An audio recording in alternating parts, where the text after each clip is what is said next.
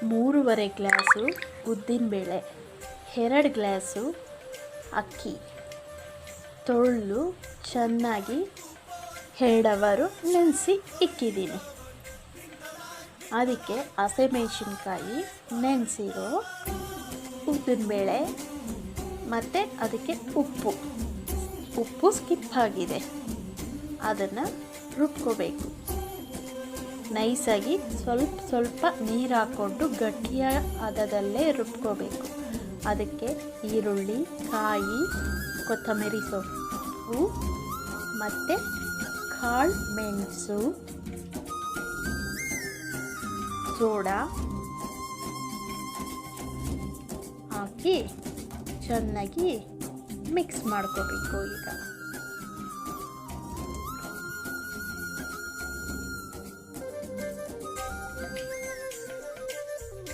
mix ಮಾಡಿ ಎಣ್ಣೆ